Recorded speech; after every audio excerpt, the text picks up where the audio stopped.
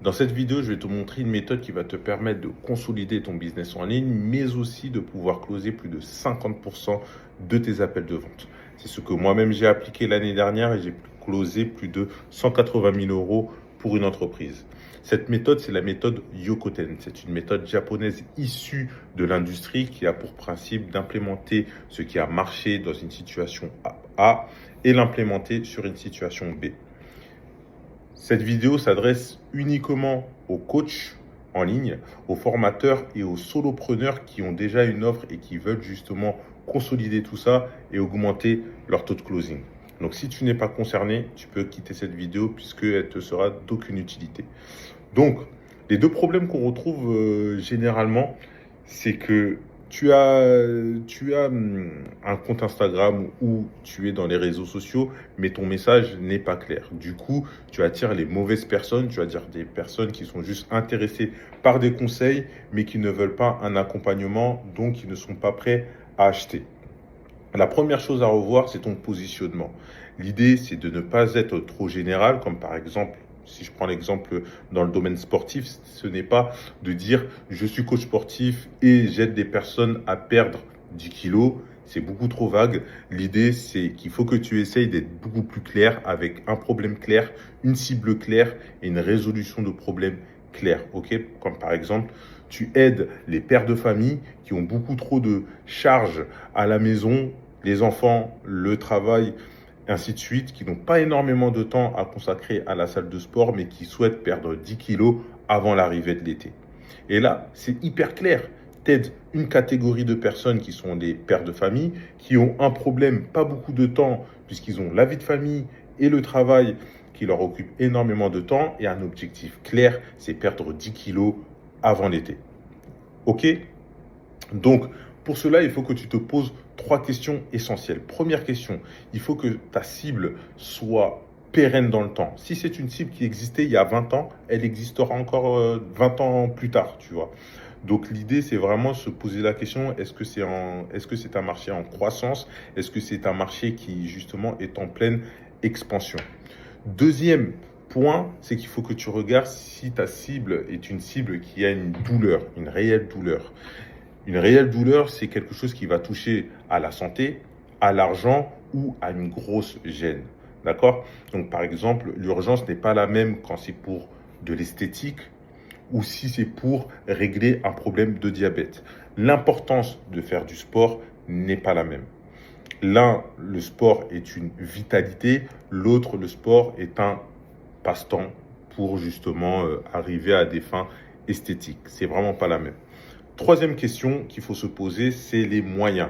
Est-ce que la personne est prête à pouvoir investir aujourd'hui?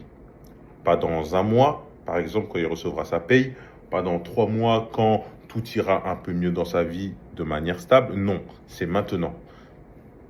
Ok?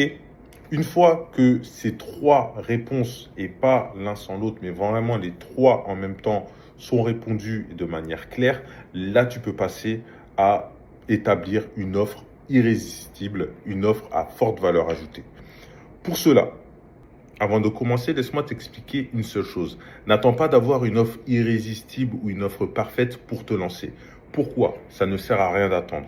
Lance-toi, confronte ton offre au marché et c'est le retour client qui justement vont te permettre d'améliorer ton offre. Elle ne se crée pas dès le jour 1, mais justement, elle se crée après les 10 premiers clients qui vont te faire des retours et qui vont pouvoir te permettre d'améliorer la chose. Ok?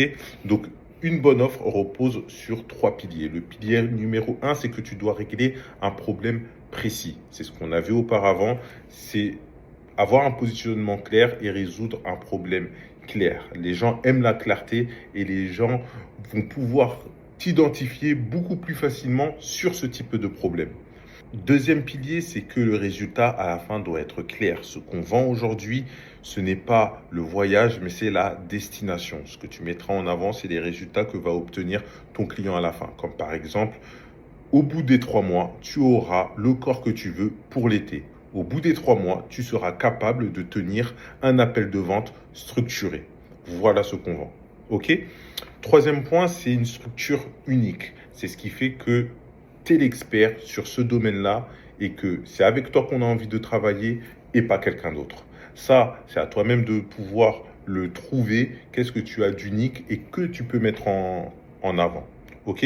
Les étapes pour pouvoir construire justement une offre irrésistible, elles reposent aussi sur quelques questions que tu dois te poser au nombre de 8, comme par exemple la transformation. Quel est le résultat précis que tu apportes à ton client? Deuxièmement, le mécanisme. Le mécanisme, c'est comment est-ce qu'on va y arriver. D'accord? C'est vraiment le voyage en 3 étapes, en 4 étapes. Voilà ce que tu dois définir. Troisième point, la promesse. C'est que tu vas passer d'une situation A à une situation B en justement utilisant ma méthode. Le quatrième point, c'est le format. C'est de savoir si tu fais justement un programme où tu accompagnes main dans la main, vraiment de manière one-to-one ton client, ou bien est-ce que tu vas lui fournir des documents à regarder et que lui va devoir réappliquer derrière, ou bien tout simplement comme de la prestation de service, tout faire pour le client. Donc c'est vraiment la délivrabilité de ton programme. Ok. 5. Le pack. Qu'est-ce qu'il y a dans ton offre? Est-ce qu'il y a justement que du done for you? Est-ce qu'il y a du done for you et du done with you? Voilà, c'est vraiment le pack complet de ton offre. Le prix, il faut que tu comprennes que la valeur perçue de ton programme doit être supérieure au prix que tu vas annoncer, à l'effort que la personne va fournir et le risque qu'il prend à prendre ta formation. Tout ça, ce sont des choses que tu dois emmagasiner et pouvoir rassurer ton client pour justement faire en sorte que, en fait, ils se disent c'est cette offre qu'il me faut et je suis prêt à mettre l'investissement qu'il faut pour pouvoir y arriver. Ok? Donc pour ça aussi, il faut que tu apportes une certaine garantie. C'est le point numéro 7. C'est vraiment quelles sont les garanties que tu vas apporter. Par exemple, je te garantis qu'au bout des 3 mois, tu arriveras à ces résultats-là. Comment tu peux y arriver? C'est le point numéro 8 en justement apportant des preuves. Des preuves, par exemple, avec des clients. Si tu doutes, je peux te mettre en relation avec l'un de mes clients qui a eu des résultats au bout de 3 mois, qui va pouvoir te dire comment s'est passé mon programme. Ok? Donc, ton offre doit être une transformation pour ton client. C'est vraiment, il a une situation A qui est très douloureuse, il veut arriver à une situation B qui est son rêve, et toi, tu es le pont. Et avec tous ces éléments-là, tu vas consolider le pont et il sentira que justement, il peut aller faire cette aventure avec toi. Je tiens à attirer ton attention sur une chose. Quand tu fais ton offre, au départ, il faut qu'elle soit exclusivement en done with you et en done for you. Qu'est-ce que c'est le done with you? C'est justement, c'est ce que tu vas faire avec ton client. C'est la proximité que tu vas apporter. C'est vraiment le prendre dans la main et de manière hebdomadaire, l'accompagner étape après étape jusqu'à la réussite de ton programme, donc la réussite de son rêve. C'est vraiment très important et c'est ce qui, justement, aujourd'hui, surtout en 2026, fait la différence dans tous les accompagnements qu'on peut trouver sur Internet. La proximité. Tu peux apporter aussi du done for you, ce que tu fais pour ton client. Ça, il faut vraiment que tu le mettes en place. C'est vraiment une garantie. C'est vraiment quelque chose qui va permettre à ton client d'être soulagé et ça va même augmenter la valeur perçue de ton offre. C'est ce qu'on disait tout à l'heure. Par exemple, je dis n'importe quoi. Ton client a du mal à faire ses menus, et toi, tu lui réalises un menu en 5 minutes grâce à tes compétences, un menu sur une semaine que tu lui donnes. Toi, ça te coûtera que 5 minutes de ton temps, mais pour lui, c'est une vraie plus-value. Donc, ça va être vraiment très bénéfique pour lui. Ou sinon, un autre exemple, ton client a du mal à envoyer des messages pour faire son setting, toi, tu peux lui faire une trame. C'est mon expertise. Donc, par exemple, si je prends mon exemple, c'est quelque chose que je fais en 5 minutes. Je prends toutes les situations possibles et inimaginables et je l'envoie à mon client. Et c'est quelque chose qui va le soulager. C'est quelque chose qui va lui permettre d'être plus performant. C'est un gain de temps pour lui. OK ? Donc, vraiment très important. Au début, surtout privilégier le done with you et le done for you pour justement accentuer l'accompagnement. Ok, là maintenant on va rentrer dans le vif du sujet, dans le cœur justement de l'accompagnement, l'appel de vente. Pour bien comprendre, l'année dernière j'ai effectué plus de 750 rendez-vous. J'ai toujours utilisé la même structure et c'est ce qui m'a permis de closer plus de 280 000 euros pour une entreprise. L'idée est toujours la même, c'est de poser un maximum de questions ouvertes pour justement avoir tous les éléments dont j'ai besoin pour pouvoir avoir un closing impactant en fin de rendez-vous. Ok, donc n'hésitez pas à prendre des notes sur les questions que je pose et les remarques que je peux vous donner à ce moment-là. Ok, donc moi un appel, je le commence toujours par un opening en deux parties. C'est un brise-glace qui peut durer 1 minute où on va parler de tout et n'importe quoi. Et deuxième chose, c'est l'organisation du rendez-vous où je valide le timing avec mon client. Ça peut donner comme par exemple, bonjour Brian, comment vas-tu? Je vois qu'il fait nuit où tu es, ou est-ce que tu es dans le globe là actuellement? Ça peut paraître une question anodine, mais justement la personne va me dire où elle vit. De là, je peux déboucher sur est-ce que tu aimes bien où tu vis? Est-ce que tu as des projets de voyage? Est-ce que là, tu es en vacances? Donc, ça peut déboucher sur énormément de questions et ça peut donner un premier échange sympathique, tout simplement. Ça va permettre au client de baisser sa garde. Suite à ça, j'enchaîne avec OK. Je vais te présenter comment va se passer notre échange aujourd'hui. Donc, dans un premier temps, je vais te poser un maximum de questions sur toi. C'est pour apprendre à mieux te connaître et surtout savoir si je suis la bonne personne qui peut t'accompagner sur ton projet. À la suite de ça, si je considère que je suis la bonne personne, eh bien, je te présenterai mon offre et on regarde si à la fin, on part ensemble ou pas sur cette affaire. Est-ce que 45 minutes, c'est convenable pour toi pour qu'on puisse voir tout ça? Donc là, j'ai fait plusieurs choses.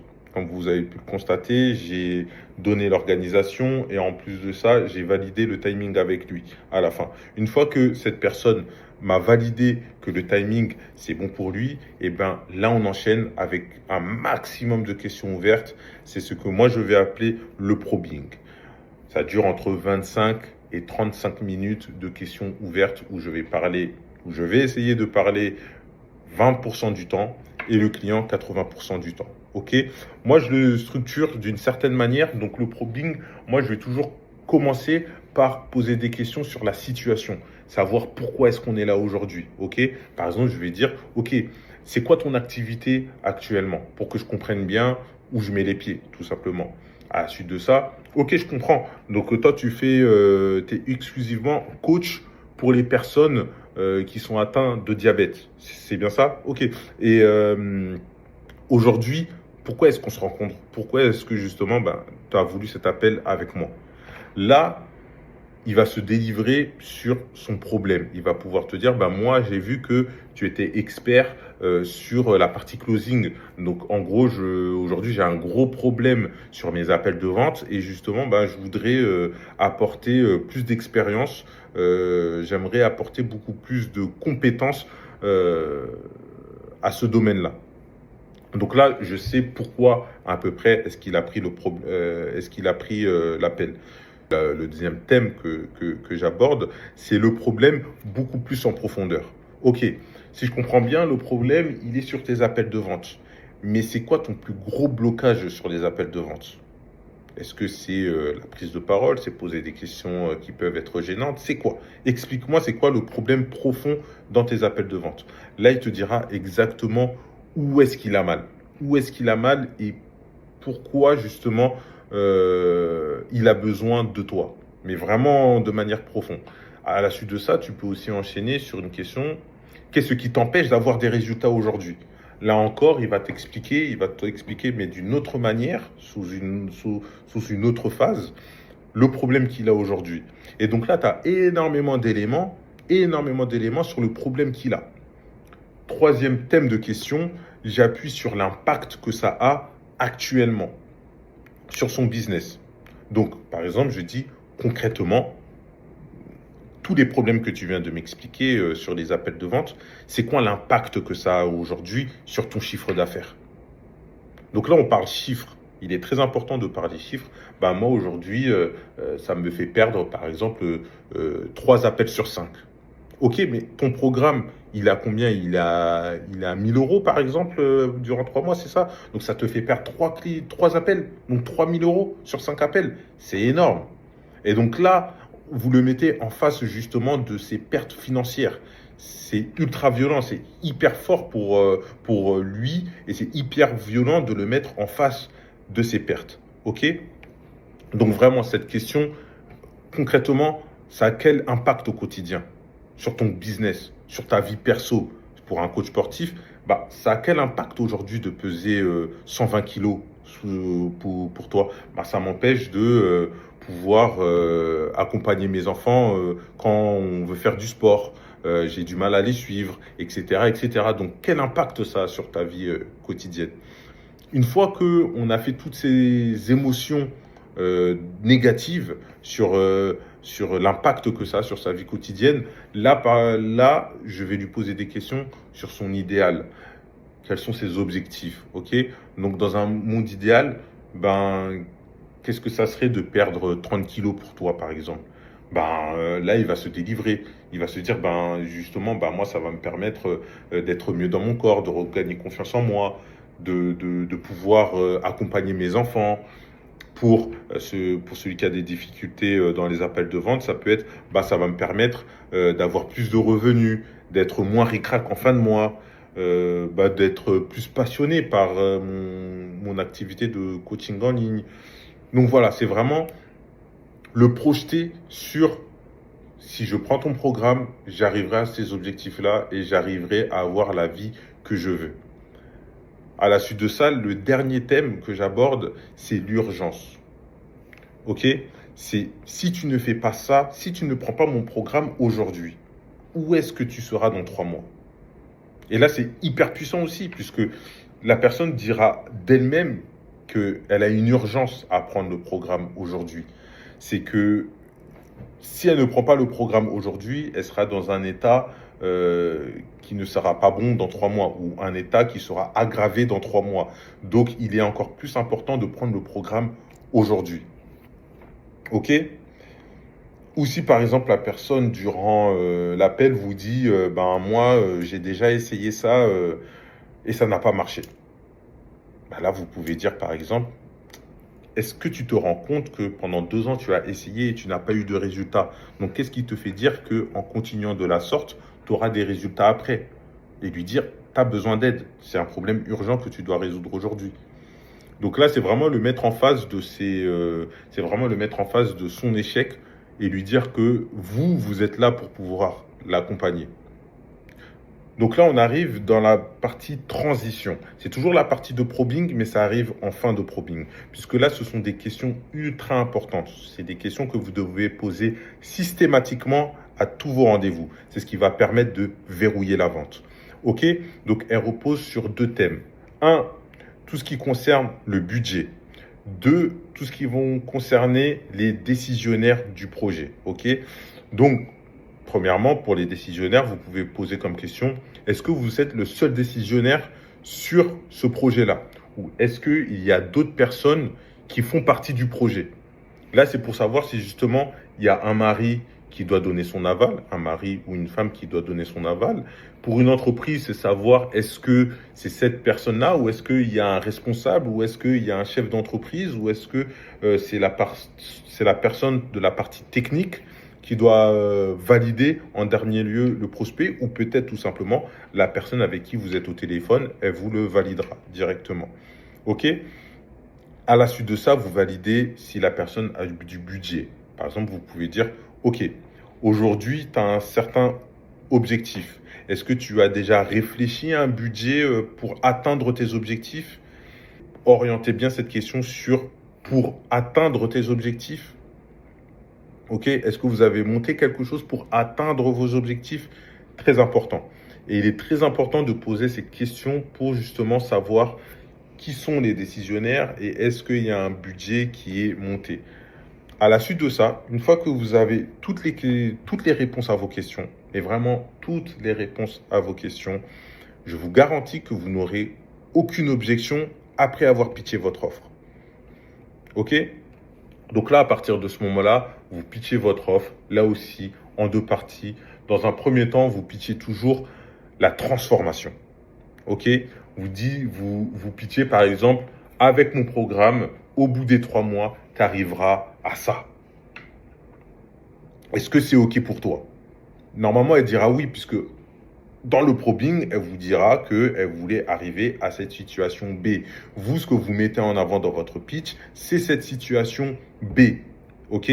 Vous validez à la fin de cette première partie. Vous lui posez la question, est-ce que là, ce que je t'ai présenté, ça fait sens pour toi? Est-ce que le fait d'arriver à cette situation B dans 3 mois, c'est OK pour toi? Une fois que la personne t'a validé ça, là, tu passes à la seconde partie. Si la personne te sort une objection, eh ben, tu n'enchaînes pas sur la deuxième partie. Tu restes sur la première partie et tu traites le sujet. Une fois que ça c'est fait, tu passes à la deuxième partie où tu vas présenter le packaging. C'est là où tu vas dire, OK, pour arriver à cette situation B que vous souhaitez, eh ben, on va arriver sur une formation de 3 mois où on va voir tant d'étapes, où on va avoir tant de modules vidéo, où on va avoir tant de coaching one-on-one, selon votre packaging. Vous présentez votre packaging et à ce moment-là, on va voir si justement la personne est intéressée. À la fin de votre packaging, vous posez la question, très important, là avec tout ce que je viens de te présenter. On met de côté le prix, mais avec tout ce que je viens de te présenter, est-ce que techniquement, ça répond à ta problématique? Là, on attend une réponse sincère. Si la personne vous valide que c'est quelque chose qui fait sens pour lui et que ça répond exactement à son projet, il n'y a aucune raison qu'elle dise non. Mis à part le fait que la personne n'a pas le budget. Mais en tout cas, là, ce qu'on recherche, c'est l'objection claire. C'est de savoir est-ce que ça répond correctement, techniquement à son projet. OK? Et là, elle vous dira si c'est qu'une question de budget ou si c'est autre chose. Si c'est autre chose, vous traitez l'objection de la meilleure des manières. Si c'est qu'une question de prix et si la personne est juste dans l'attente du prix, eh ben, là, on passe à la 5e étape où vous annoncez le prix. Et quand vous annoncez le prix, je ne suis pas de l'école qui laisse un silence. Je suis pour ceux qui disent que après l'annonce du prix, vous posez une question derrière. Bien sûr, vous laissez, moi je laisse 1 ou 2 secondes, mais pas plus. Vraiment, au pire. Par exemple, je vais dire, OK, l'investissement pour pouvoir arriver à votre objectif est de temps. Est-ce que c'est une somme qui vous paraît cohérente par rapport à tout ce que je vous ai présenté? Vous voyez, le silence, il n'a duré que 2 secondes. Le silence, là, il est juste pour laisser le temps au client que l'information monte au cerveau. C'est pas pour créer une gêne, puisque vous imaginez, par exemple, si je fais, OK, l'investissement est de temps. Ça n'a pas de sens. Ça va juste créer une gêne. Il sera gêné. Vous n'allez pas savoir comment enchaîner derrière. Et là, on vient tout. En fait, vous détruisez tout ce que vous avez fait avant en termes de construction de confiance. Non.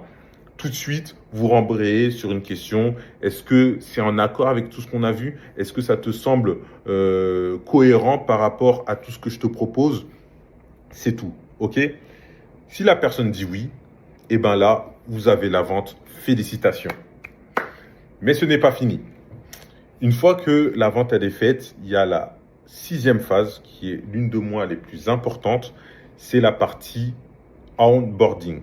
Donc, l'objectif de là est qu'une fois que la personne a donné sa validation, eh bien, vous ne la laissez pas repartir dans la nature. Non.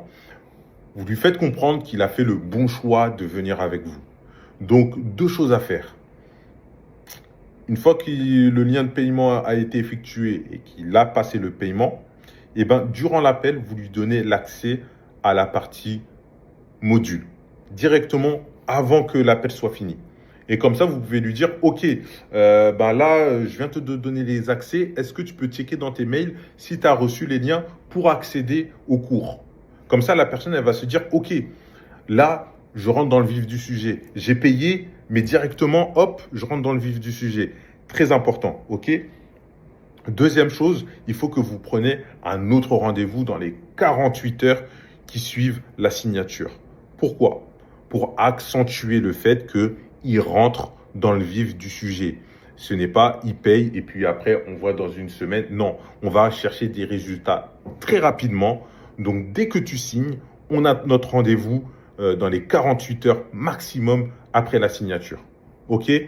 Et là, vous accompagnez votre client de bout en bout, étape après étape, jusqu'à la réalisation totale de l'accompagnement. Et je vous garantis qu'en fin d'accompagnement, cette personne sera ravie d'avoir fait appel à vous et sera très enclin à vous recommander, à vous faire une vidéo pour justement promouvoir votre accompagnement. OK? C'était tout pour ce cours. Il y en aura plein d'autres qui vont suivre après. Donc n'hésitez pas à vous abonner. Il va y avoir des cours sur le setting. Il va y avoir des cours sur vraiment en profondeur comment construire une offre. Donc n'hésitez pas à vous abonner et à vous abonner aussi à ma page Instagram. C'était tout pour moi. Merci beaucoup.